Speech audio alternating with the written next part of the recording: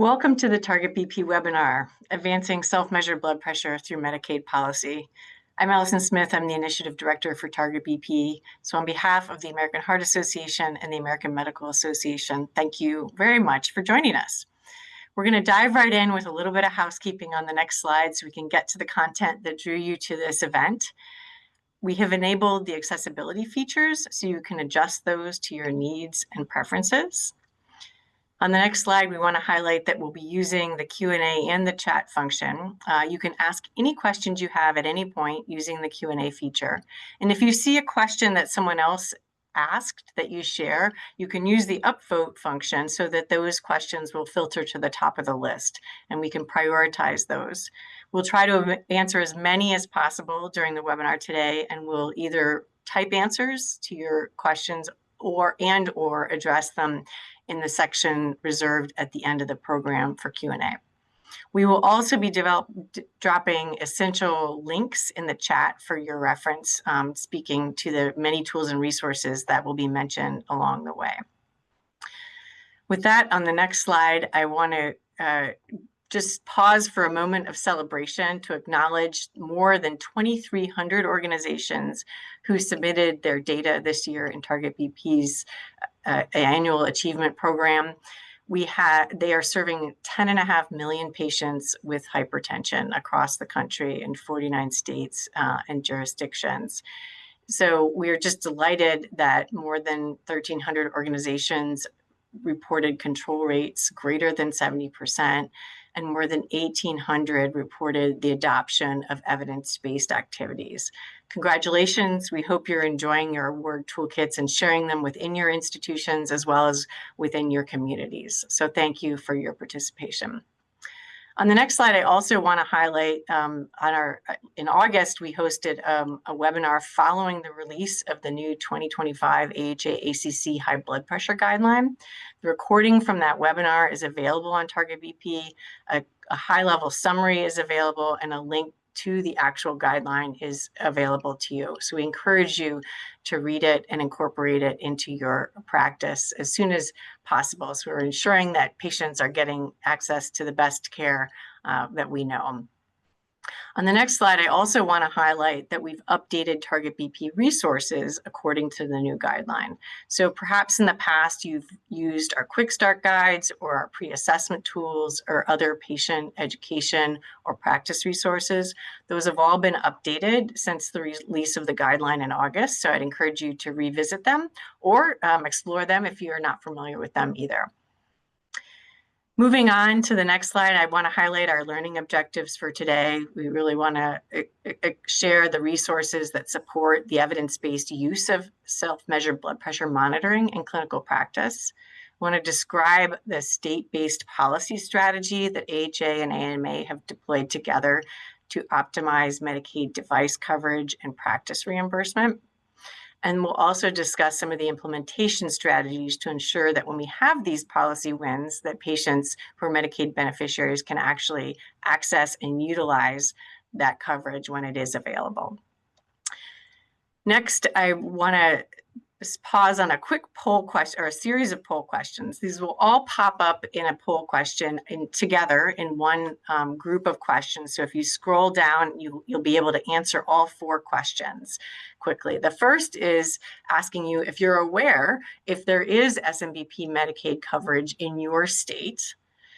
The second question is whether or not you're actually conducting self-measured blood pressure monitoring in your practice.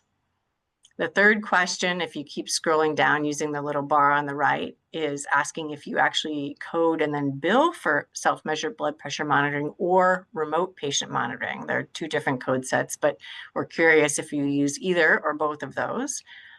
And then lastly, we're interested in knowing if you're interested in training about how to talk to legislators in your state about expanding coverage and reimbursement for self-measured blood pressure monitoring.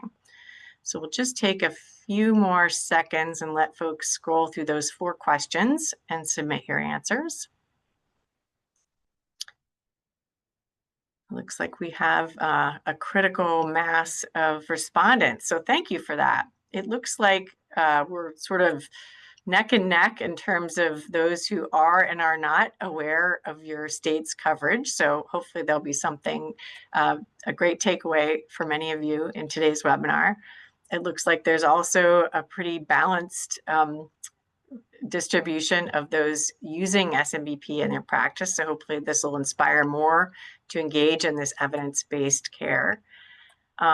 Further, it looks like there's a more are not billing than are billing. So maybe there'll be some resources that'll be useful to you to consider and sustaining that clinical practice. And it looks like a good number of you are interested in learning more about what actions you can take locally and talking with your legislators. So we really appreciate that feedback.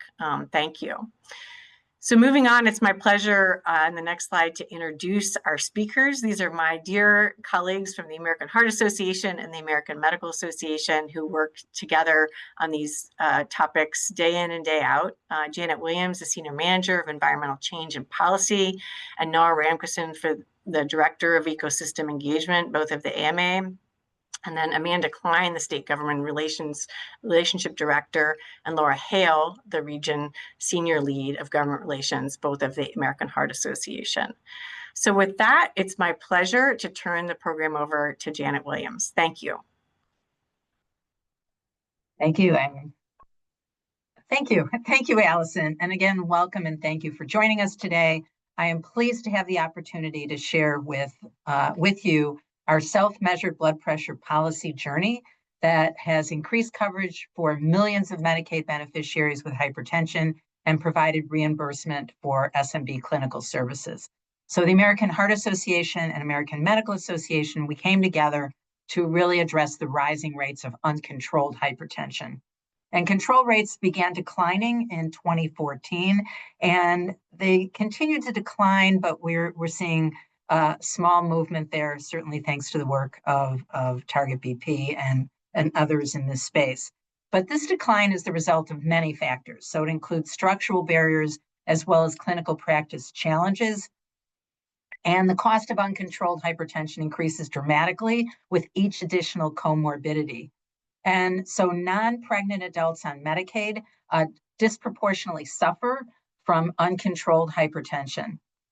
And fortunately, though, hypertension can be controlled and through lifestyle change, medication, and certainly early diagnosis. But given the proportion of people on Medicaid with hypertension, we set a goal of ensuring that Medicaid beneficiaries could get validated home BP devices with a properly sized cuff, and that clinical care teams would be reimbursed for educating patients on how to use those machines, and also for monitoring patients' BP readings with no restrictions. So really removing prior authorization.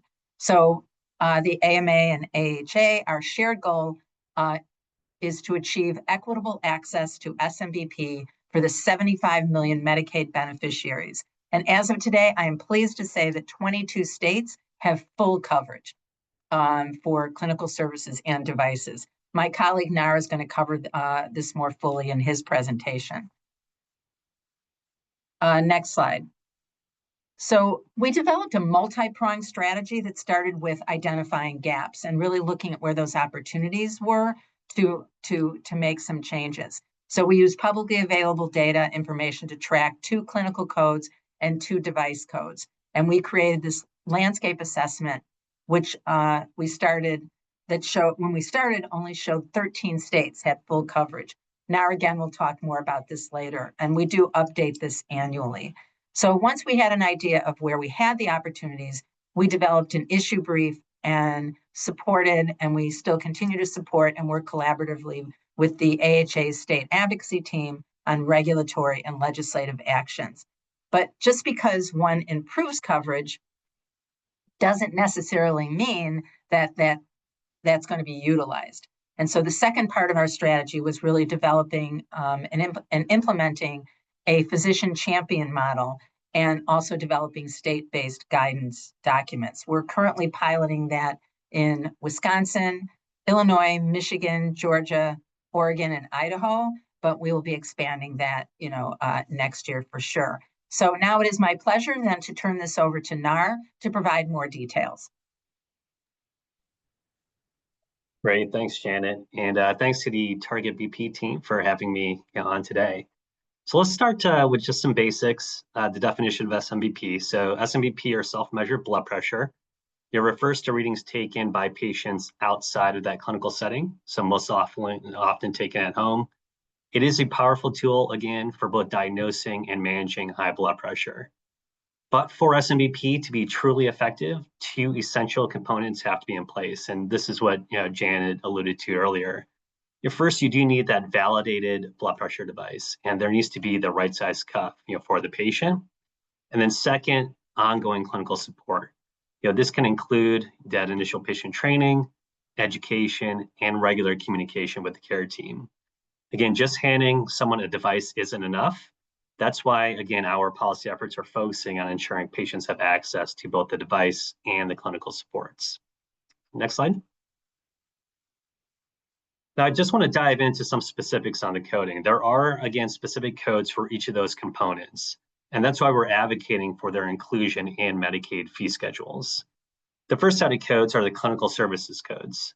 These allow the practices to be reimbursed for that patient training, education, and monthly assessments based on those SMBP readings.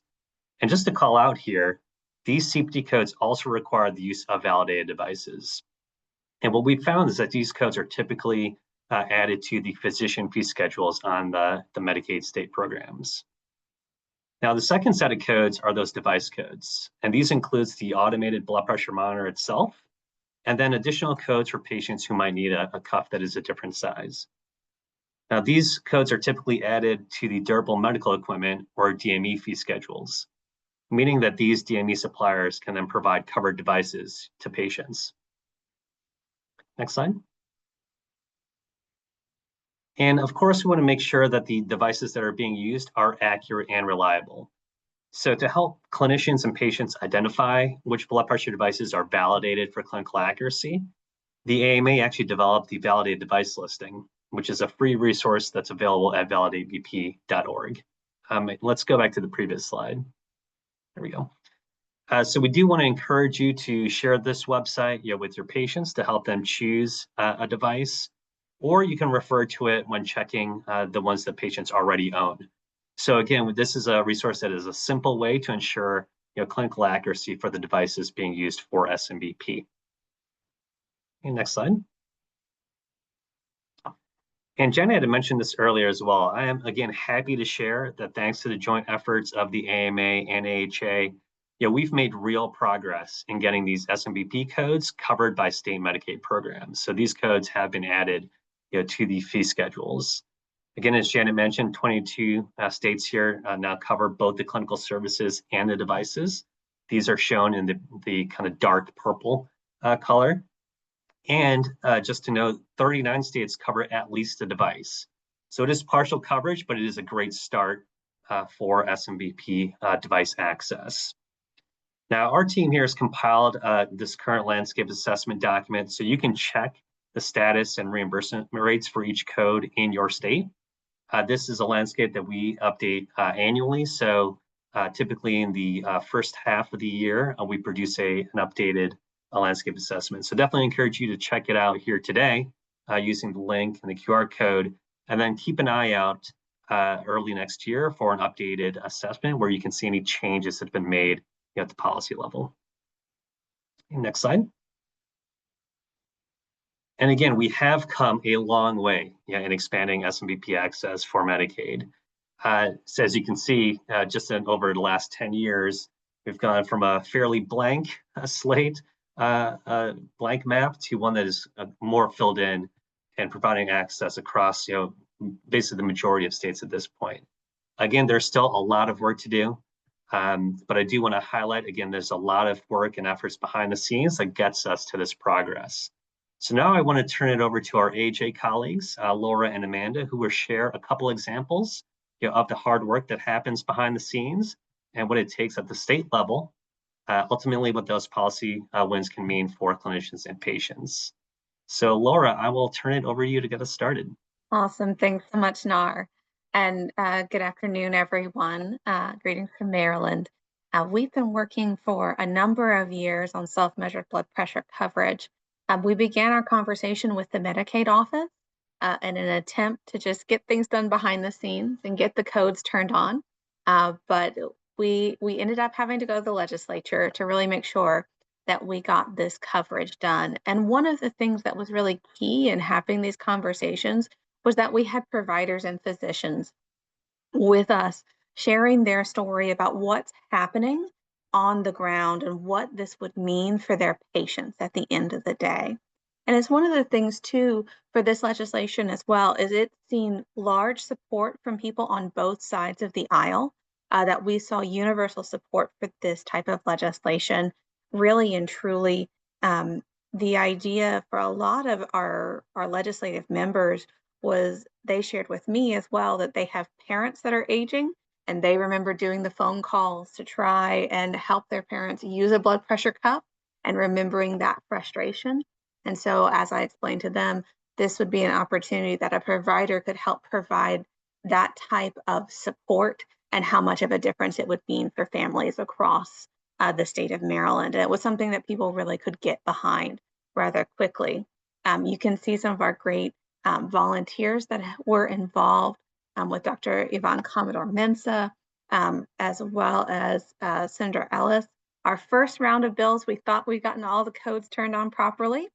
Then we realized they'd turned on the remote patient monitoring codes, which are great. We were glad they turned those on, but they had not yet turned on the provider codes just for in office. And so that's something we worked on, continued this year. And you can see Governor Moore's signing ceremony in the second picture, larger picture as well, where we were able to give them some cover and some more guidelines to be able to make sure that those get turned on this year. And so for all my providers in Maryland, know those are very much coming soon, and you'll be able to bill for that important service. But really and truly, this is not done in a bubble. It's not just me coming to Annapolis and saying, hey, this is a great idea. It really was those who were on the ground, who see patients every day, being able to come to Annapolis and say, no, really, this makes a difference. And that helped change the course of this legislation. And so I know for each of you all, it would make a huge difference if you could be a part of this conversation as well, as we continue with this legislation. And it takes a lot of nitpicky. It doesn't always happen all at once. We thought we had it, and then shenanigans ensued. But continuing that work and that effort, we'd love to partner with each of you. And with that, I'll go over to Amanda, if you'd like to add us more to the story for Michigan. Thanks, Laura. And again, thank you for having me on today to talk a little bit about Michigan's journey, which I'm not gonna lie, it's very similar to Maryland. It also happened a little bit before I came on to AHA, but I really wanted to uplift just the journey of how this came to be. And first, we had a great governor in this process. Governor Whitmer, she had talked about this issue in her State of the State.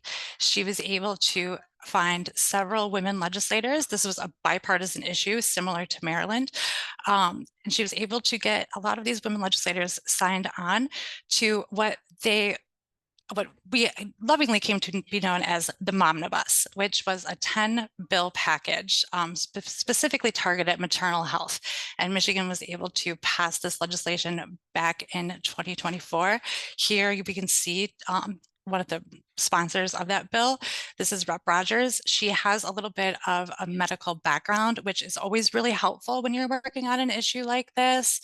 Another huge advocate was Rep. Neely, who was based out of the Flint area. And for those of you who may have heard years back, Flint with the water crisis, maternal health was definitely at front and center of moving this legislation forward. So it was great to have some of those champions from Flint. We had champions from rural Michigan really pushing this bill package forward, which we were excited to see. These were two of the bills out of that 10 bill that became a reality. Unfortunately, not the whole package made it over the finish line, but we're still working on a lot of those other pieces. So again, I would definitely say if you're working on something like this in your state, look for those legislative champions who definitely have a little bit of a medical background who will really understand your issue. I will say although we are really excited that this became a reality in Michigan, we are now also in the implementation phase, which anyone who has worked on policy legislation knows that you're going to hit a couple bumps in the road when you come to that implementation piece, and just always being aware to be prepared to work with your department on what that looks like. Having the clinicians on the ground, you all are the experts. You're going to know what is going on and how to make the policy better. I think another thing that really popped up was the appropriations piece of this. When we passed the legislation, there was a small appropriation tied to it that we just had a very rough budget season here in Michigan that we were really hoping to get those dollars in. Thankfully, the maternal health programs were held steady. So we are hoping that going forward this year, that this will be fully implemented across the state of Michigan, but that is something to just always keep in mind, that once you pass that legislation and that really good piece of policy, that you are going to hit some humps in the road with that implementation. But that's where your voices and your expertise really come in handy, and being at the ready to talk to the legislators about what you're hearing on the ground, especially, again, it's a bumpy road policy. So that's a little bit of Michigan, and I'm going to turn it back over to Nar. Great. Thanks, Amanda. Thanks, Laura, for those insights. Again, a lot of work goes into making these policy efforts success, and a lot of it also comes from the clinical voice. So I appreciate that you sharing your journeys on how to make these policy wins again materialize. And again, they're just the beginning. There's a lot more to work to do to go from a policy win to actual implementation in practice. And this is where, again, we want to make sure the patients are able to actually leverage those benefits. Now, as you can take a look here at the various steps, certainly we want to look at the device component, making sure that patients have the ability to access those devices, but then also looking at the clinical component side, making sure that practices are equipped and educated to actually implement a program that makes sense, for their practice. So I'll quickly run through some of the things that we're seeing from an implementation standpoint and where we can continue to make improvements to improve access. And next slide. So as we look at devices, it all kind of starts in the clinic. A physician order is typically required, for devices that are covered under Medicaid. But that actual ordering process isn't always as straightforward as you would think. Unfortunately, it's not as simple as writing a prescription, like for medications. It's not as simple as patients just going to a pharmacy to pick up a device, either. So what we've seen is that in general, the steps are, first, a physician has to place an order, for that blood pressure device. Second, that order must then be processed by a Medicaid-approved, DME supplier in the state. And then lastly, the patient works with that supplier to then obtain a device. There are lots of different ways that these various steps can go, depending on the infrastructure, the systems, both on the practice side and then at the supplier side. So there can be some hurdles. Janet mentioned earlier, we are definitely interested in removing prior authorization, but there are still a couple states that have prior auth for devices. These ordering processes, again, can be varied. Some can happen on a patient portal, some can happen via an EHR, but those steps do require some extra work to make it more streamlined. And as we think about Medicaid managed care, which a lot of these states do have managed care, some of those plans have their own procedures for how they deal with blood pressure devices coverage and then also fulfillment or distribution. So these are all considerations that we have to think through as we look at implementation at a state level. Next slide. And we are working with these states and other partners to really clarify what these processes are and making it really easy for practices and patients, again, to obtain their devices. But we do need your feedback. We'd love to get feedback from the field. What have you tried? What's working? What's not? Unfortunately, we've heard some challenges arise through this process. Some of these DME suppliers that are approved by Medicaid may not actually carry blood pressure devices. They carry maybe other durable medical equipment, but blood pressure devices may not be stocked by some of these suppliers. And for those that do carry blood pressure devices, there may only be some limited non-validated options. For example, they may just provide a wrist cuff device, which of course is not ideal. So here we're exploring opportunities to maybe provide mail order options, and also working with some of the major DME suppliers to really understand how can we improve access and or at least provide options for blood pressure devices in certain states. Now, pharmacies, again, are maybe the place where patients are most likely to get their blood pressure devices. But again, we have been hearing that some of these pharmacies may not be able to process DME claims for Medicaid. That could just be how they're set up. They may not be an approved again supplier for DME equipment in that state, or they may not have the systems to actually process these claims. So again, we are trying to work with some of our pharmacy partners to understand what do they need to do to make sure that they're able to actually bill for some of the devices that they currently have in stock. Again, most pharmacies that you'll see have devices available for purchase. And the last thing, the ideal scenario here is that patients can actually just get a device directly from the physician or from their clinic. Unfortunately, that again can have some administrative burden for a practice to become eligible to provide devices to Medicaid patients and then get reimbursed for that. Again, we are working in some states to understand what this process could look like, and are there potential policy opportunities and improvements that we can make here for practices that actually want to undertake this effort. So again, there's a lot to navigate here. We again understand that there are some challenges, some hurdles that we need to work through, and this is again informing some of the implementation steps that we are taking across states that currently have coverage.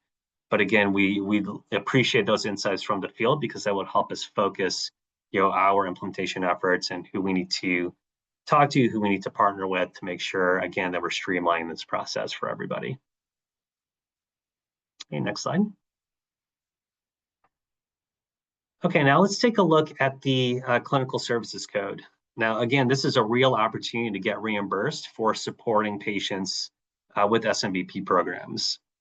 Now, I'll clearly state that there are some limitations here. We understand that FQHCs in particular can't necessarily build these codes due to their specific encounter-based payment structures that they have with Medicaid. But we do encourage that these codes are used for reporting and tracking purposes. And this is all data that can help us advocate for potentially using these as add-on codes, or potentially even adjusting some of those encounter rates to include the efforts that are required to provide SMBP. But for the most part, these are codes available to practices. A few points I want to mention here. As you look at that initial patient training and education code, that 99473, this is actually a code that can be performed by clinical staff. So your nurses, your medical assistants, they can actually train the patient, educate them on how to use their device properly, even provide guidance on the measurement technique, frequency. These are all parts of the services that can be billed separate from an E&M visit. So you can think about structuring and concerning this as you look at SMBP for your patients and in your practice. There are again opportunities to leverage the entire care team as part of this effort and actually get reimbursed for doing so. Now, as you look at the ongoing management code, that 99474 code, again, this also allows you to use your clinical staff. But a physician must be involved here to review those blood pressure readings and actually sign off on any treatment changes. So for that assessment and management component. Now, this can be done again in a lot of different ways. You can do phone calls directly with the patient. Some patients are maybe using apps that are connected to their devices to transmit data or reports back to the care team. Or you could just have portal messages, portal communications with the patient. Those are all kind of modalities that will still comply with this code. So whatever works best for the practice and for your patients is what we recommend actually doing. And again, these blood pressure readings do not need to be digitally transmitted, for SMBP codes. So this does provide just a lot more flexibility as you consider how to best implement it in your practice. Now, again, coding can be very complex. The billing component can be very complex, especially as you start to think through some of these other codes where hypertension management may take place with the patient. Chronic care codes, being an example of that. Remote patient monitoring being another example. So to help navigate, when best to use these SMBP codes versus some other maybe digital health or chronic care codes, the AMA did develop a digital health coding handbook that actually outlines some of the various scenarios. So this can better help you compare and contrast, the coding in real life, actually clinical vignettes. So definitely recommend that you take a look at this resource. And again, hopefully it lays out some of the more specific coding requirements for each of these code sets. And I know, I think from our initial polling questions, only a few folks on the line actually did currently bill for SMBP codes. So again, I encourage you to check out this coding resources, some other additional resources that we would be sharing with you. Would love to hear any feedback on maybe some of the challenges that you're seeing, and for those that are currently billing, again, some of the successes that you've went through to actually do that properly. And on that note, I'll turn it back over to you, Janet. Thank you so much, Nar. And a webinar wouldn't be complete without us reaching out with a call to action. So I think, as everybody previously articulated, your voice matters, right? Elected officials and their staff need to understand how SMBP coverage is an essential component of managing hypertension. So AHA, AMA, we can capture case studies, but hearing directly from you, the healthcare professionals on the ground, is really powerful. And I did see in our poll that many of you would like further training on how to speak with your legislators. So that's something we'll look at in the future. If you're ordering devices or you're billing SMBP, tell us about it so that we can develop best practices and share those more broadly across the country. Nar just articulated, if you're having any challenges, we outlined some of those barriers that we've been seeing with patients actually getting their devices because of the DME process. So I think Amanda alluded to, we need to make these policies better once we hear from you. So if you're having challenges, reach out to us as well to discuss. We might have some solution, a short-term solution for the particular problem that you might be encountering or barrier. We really want you to have conversations with local DME and pharmacies in your area regarding the availability for Medicaid patients. We've been doing some phone calls ourselves, and we're finding that many DME suppliers outside of maybe a metropolitan area aren't even covering validated devices. So we can put in the chat our emails. So really for the Heart Association and AMA, contact us and we can funnel it out to the appropriate person that's working on this issue. So again, we really need to hear your voice, and we really want to continue to work collaboratively to improve some of these policies. But now, why don't we open it up for some questions? I know that some of these we've been answering live, but I really just want to start out with what may or may not be a simple question. But Nara, I think this is for you. How to access devices that maybe at this point aren't covered? Yeah, that's a great question, because again, there are still some states that do not currently cover devices for Medicaid. Our recommendation is to really explore loaner programs for SMBP. So this does require a little bit of investment from the side of the practice, but you'll be able to have a set amount of devices in the practice and actually loan those out to patients for some of that short-term monitoring and support. Again, we can provide some resources on maybe things to consider to implement a loaner program in your clinic. but also recommend exploring things like any potential grant opportunities, either potentially even partnering with, like I know medical device suppliers also have done some donation of devices to clinics. So definitely think through how you might be able to source some of those initial devices to be able to provide out those as part of a loaner program. So that would be our recommendation to get started. Thank you, Nar. Actually, Nar, I think this is another one for you. Does Medicare cover SMBP codes? And can they be, which we know the answer to that is yes. No, Medicare, I'm sorry, I guess I could have answered that. I read it incorrectly. But now I'll let you answer it. Does Medicare cover SMBP codes, and can they be used alongside with chronic care management codes?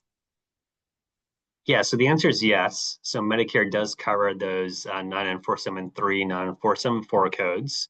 And we can share some more information about the reimbursement rate that's tied to those codes. There are parameters, though, for those SMBP codes, so they can't be used in alongside the chronic care management codes. There are also, I think on that slide that I had with the two codes, there are also a set of other codes that can't be used with the SMBP codes, like ambulatory blood pressure monitoring or remote patient monitoring. So you do want to kind of consider that as you think through how to best code for hypertension management services. And Allison, you wanted to add to that, if I'm looking at this correctly? It's scrolling down on me. No, I think you covered it well on that one. Thank you. Great. And then Laura, I think this one's for you. How does or can the Healthy Heart Ambassador blood pressure self-monitoring program fit into this?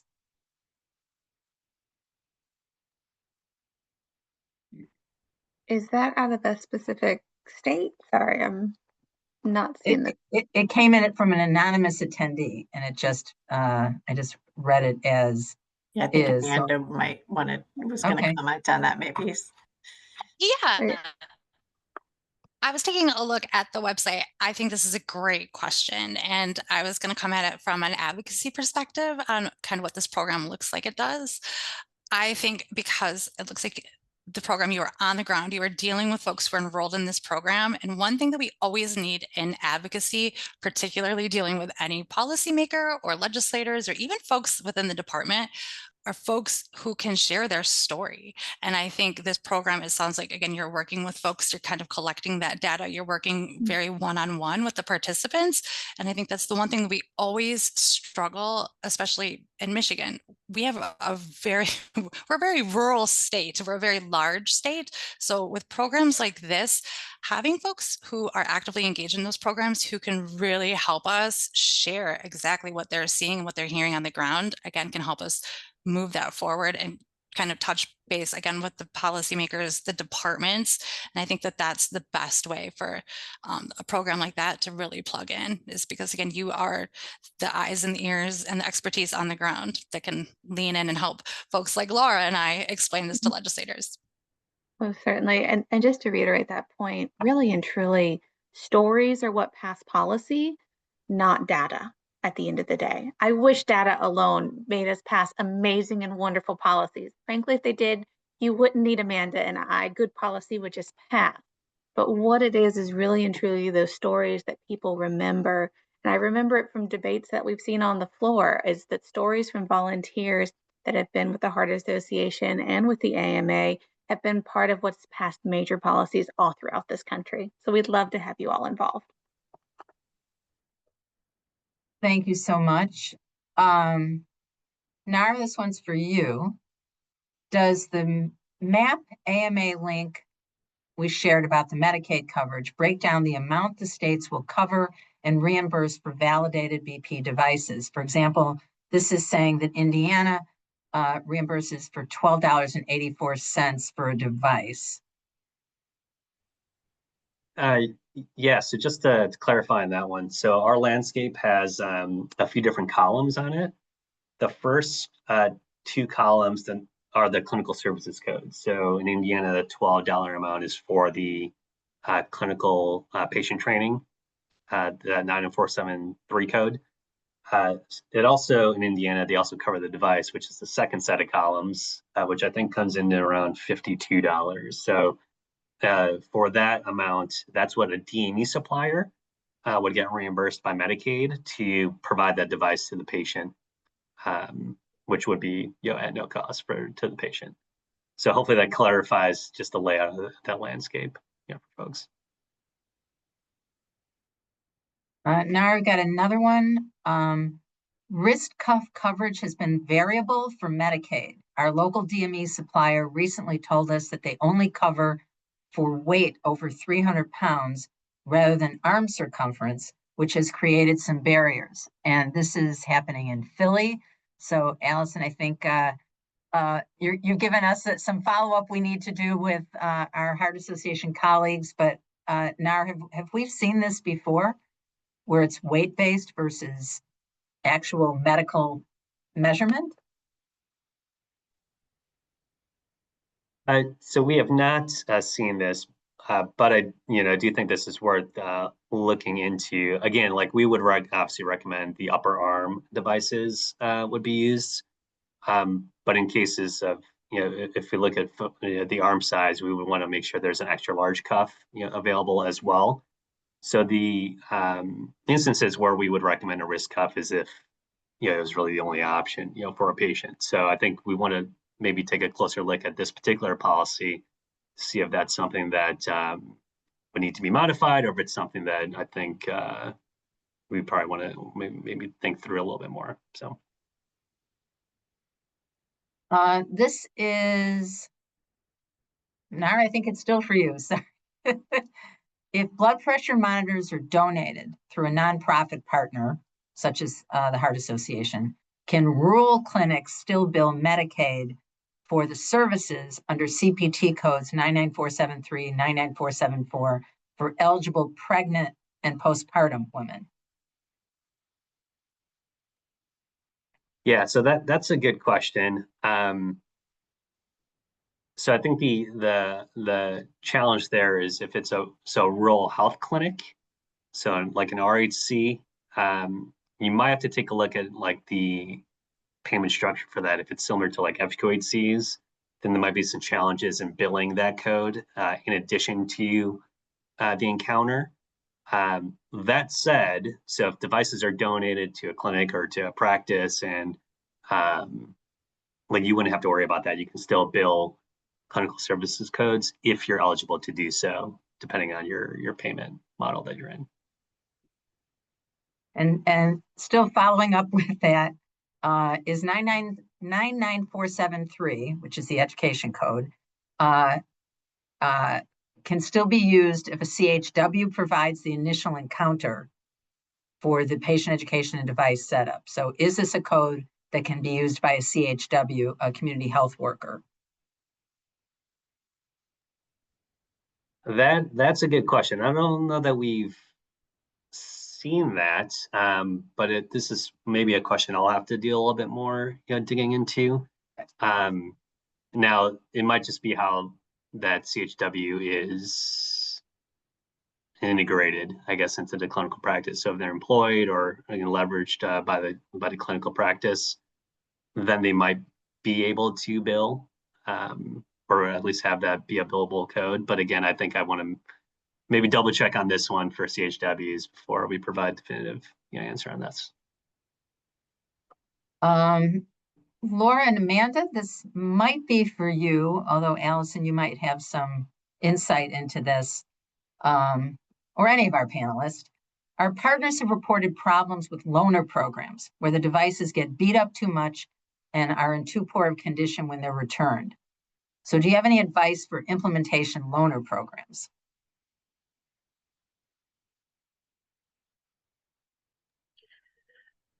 Thank you for the question, because it is a practical solution to really for states where there isn't coverage for devices, or in circumstances where the process for getting it is difficult to navigate. that we've certainly heard problems of devices getting lost, stolen, damaged, or just worn, because they certainly may be used more heavily in a loaner program than maybe as an individual, possessing them for a long or period of time. So one of the things that we have available through the Target BP resources that I'll mention again in a little bit toward the end of our program, that the AMA developed is a loaner agreement that helps create an understanding with a patient of how the device will be, used and returned, as well as some tracking tools that just help with how do you operationalize a loaner program. So those are some just sort of practical adjuncts that might help mitigate the issue. The other is thinking about how you're using SMBP, and the strongest evidence is associated with using SMBP to confirm a diagnosis, which can be done in a relatively short period of time, so over the course of a week or two. And so the device wouldn't need to be loaned out for a very long period of time, or also for ruling out white coat or mask hypertension. It can also be used, there's also strong evidence supporting the use of the data to intensify treatment to get a patient to goal. And if we're doing that with the clinical objective of reducing risk rapidly, there's going to be a series of very frequent visits, every up to 4 weeks max of a frequency to get to goal. And so again, the use of that device could be for a relatively short period of time. And so I think that you're also staying in close touch with the patient during that period. And so hopefully that will keep closer tabs on the device and ensure its appropriate use. But those are some suggestions. We've also seen the development of other sort of loaner programs through community resources, where community organizations who are trained appropriately in measuring blood pressure are sort of managing those devices. But again, thinking about ways to get that data back to the clinical practice is really important, because it's not the device that controls the blood pressure. It's what we do with the information to drive care. So hopefully that's helpful. I also would say that one other thing, which is that SMBP isn't a great fit for every patient. Not everybody has the sort of the capacity to manage the device and relay the information, depending on some of the other factors they're facing in their life or other limitations they may have. Nara, I think that we sort of answered part of this, but I think if we can unpack it a little. The question was, can nurses or community health workers in rural clinics deliver SMBP education and follow-up, which I assume is what we mean by monitoring, under clinician supervision and have those services reimbursed?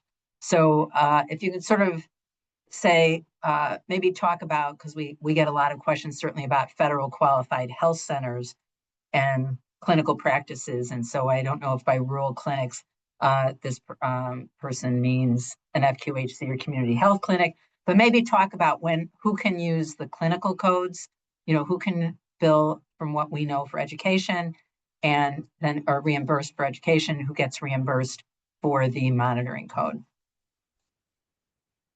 Yeah, great. So, in general, so that initial education and training code can be done by clinical staff. So, typically that would be like a nurse or like a medical assistant. Again, we'll have to investigate, the community health worker component of that. But again, it does not have to be a physician or a qualified health professional to do that patient training and education. So that's good. That means that we can leverage the care team members and in the most effective way to do that training.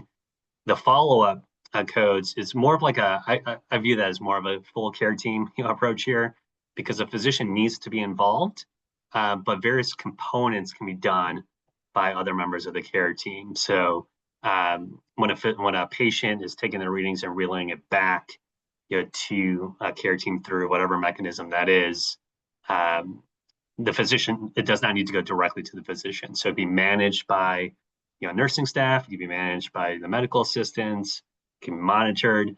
A physician needs to weigh in to make any changes to that treatment decision, but then they can relay that back to a nurse who makes that phone call to a patient or sends a portal message. So again, it's a little bit of again, a care team workflow for that, second code. But I think, again, there's a lot of flexibility there so that folks can implement it in the best way that makes sense for their patients, and then also within their existing practice, workflows. Hopefully that's helpful. Again, there are going to be some nuances on rural health clinic versus FQHC. Again, the structure of community health workers. We even get this question about pharmacists. A lot of that is just how the care teams arranged, what kind of agreements are in place that makes it a billable, kind of opportunity. And now a question about the digital health coding handbook. Does it go into detail when the codes would not be appropriate to use, such as the chronic disease management codes? And I think also on I thought I saw another one that was also talking about the coding book. Does it include advice for FQHCs LA, which I assume means Louisiana, and I don't know if we go into that much detail, but. Yeah, great. So the coding handbook, I would kind of view it as a first version. So I think there's an opportunity to get more detail and specific, within some of these coding scenarios. We definitely wanted to provide some guidance on all the various codes that are out there, especially in the digital health space. Being able to compare and contrast what these codes do, what they entail, and then how to best implement them in your practice. So that's how we've laid out some of the most common scenarios that would apply to certain codes. I don't think we get into too much detail on when not to use certain codes. So the coding decisions kind of have to be made at that practice level. Maybe with the support of your coding and billing teams. But it does lay out again various codes side by side, so you're able to actually see which codes might make most sense given certain clinical scenarios. And then again, you can think about how that would be implemented more broadly in your practice. So you may choose to structure your programs or structure your workflows around a certain set of codes depending on your patient population. But hopefully this is a handy guide to just get started. I will say that it does not include information about FQHCs. Again, a lot more complicating factors on kind of the payment models and billing opportunities for specifically FQHCs, both in Medicaid and in Medicare, because of that respective payment system. So it doesn't include again specifics on that. There are some other resources that I think we can share maybe in future discussions around value-based payments, some different payment models that are out there, especially as it relates to like HEDIS measures or quality measures. So these are still activities that could support again those quality outcomes. It just may not have like an individual like billing component. So we definitely want to explore other opportunities where SMBP still supports driving those outcomes. So I think, Allison, our final question, I don't know if that's why you came on to give me the hook. So the final question, and I probably am picking the most complicated, but maybe not. And Nara, I'm going to try and answer it, then you come in and tell me I didn't do it right. So one of the questions was setting up a relationship with a DME provider, but the cuffs they're offering aren't validated. And they say they have their reasons for not going through the validation process. And I will say DME providers are not the ones who go through the validation process. It's the actual manufacturer of the device itself. And because the other part of that question was, any more you can share about reimbursement for not necessarily validated cuffs, and can there be justification?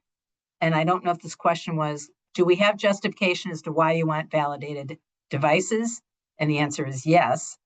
But now I don't know if there's anything to add here about a DME provider would not be doing the validation, and why would they say that it's that they're not carrying validated devices? If you've got any insight here. Right, and I see a link was dropped into, so we can take a closer look at this specific DME provider. But yeah, it's the device manufacturers go through the validation process, and hopefully we want to take an opportunity to educate the DME supplier on the importance of having validated options for patients. They kind of act as a cataloger of what devices are made available to the patient. So I think that's an opportunity to educate this particular company. Some DME suppliers might have like their own branded device.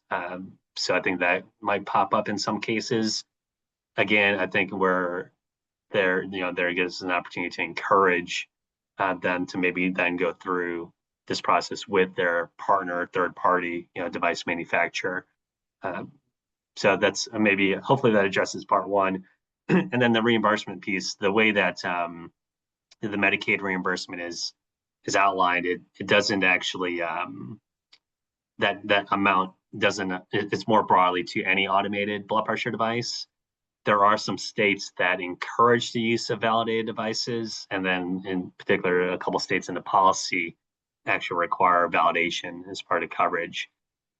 Again, extra steps need to be taken to make sure that's fully implemented, but the amount that you see on like our landscape assessment, that applies to any automated device, not necessarily just validated devices. Awesome. And hey guys, I just have a quick announcement. The transmittal just came through in Maryland, and the codes are now turned on in Maryland for your reimbursement. So if you would like to bill for being able to provide SMBP, they're on now. Please go ahead and code for it. We're very excited. So it takes time, but we're here. We didn't even plan that. It's perfect time. Right? Policy in action. Right, and these are validated, right? Yes, validated devices and your time as well. Being able to code your time, you now can, those are properly turned on, as well as the remote patient monitoring code. So you got both.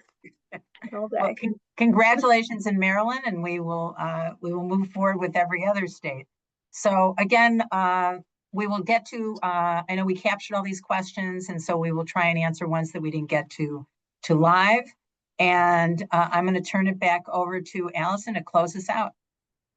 Thank you so much to all of our speakers for sharing your insights and experiences. Obviously, we're working at this 50 states at a time, and learning from each one and trying to make policy iteratively better for more patients, for easier access, and to be more supportive of sustaining that practice clinically. So thank you again. Thank you for your questions. As Janet mentioned, we will receive ask some tough ones, and we'll get to those.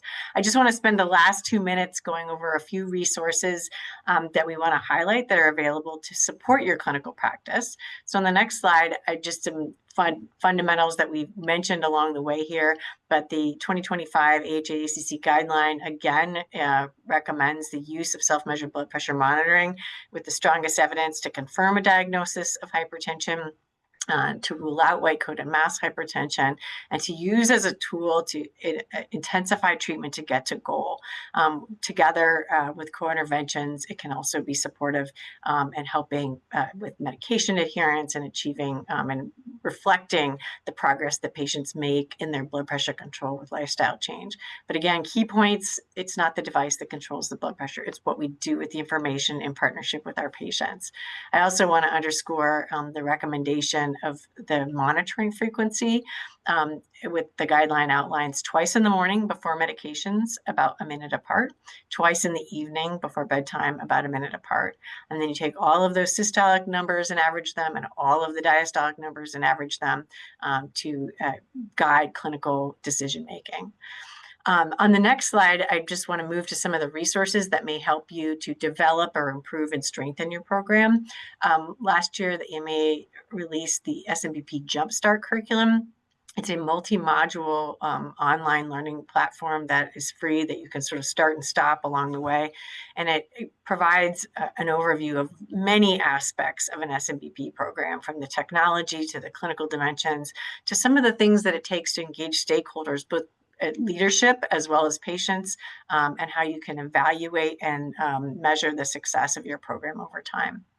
On the next slide, I want to highlight some old friends here, some of the wonderful clinical tools that are available through Target BP and the AMA.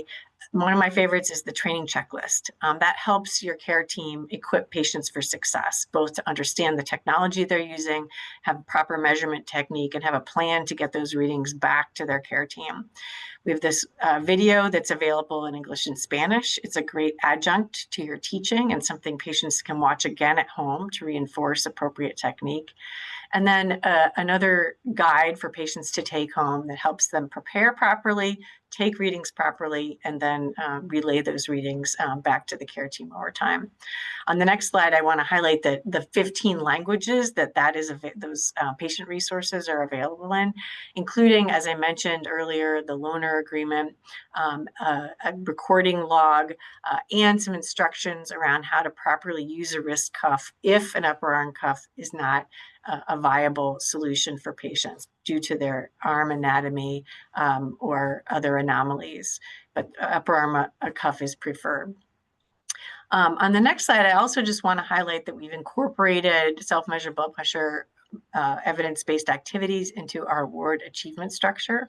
And so to achieve this pillar and be eligible for a higher award category, we encourage you to adopt a systematic approach for preparing patients to use self-measured blood pressure monitoring, to monitor if your team is actually following that standard of care, and incorporate key evidence-based activities such as training a patient, establishing an evidence-based measurement schedule, having a process for receiving that information back, and then having that service available to a minimum number of patients in your practice. And I'll close on the last slide by encouraging you to respond to the post-event survey that will pop up as soon as you log off. Your feedback is so important to us. We read every comment. It really helps us plan future events and resources. We would encourage you to share the recording of this event with your care teams. It'll be available shortly on targetbp.org. We encourage you to subscribe to the newsletter, and that will notify you when the recording or other resources like this are available, whether they're practice tools, educational tools, coding tools. So please visit targetbp.org, take advantage of many other free CME and CE programs that are on demand, participate in our annual award program. With that, again, thank you to our speakers. Thank you to everyone who participated. Be well.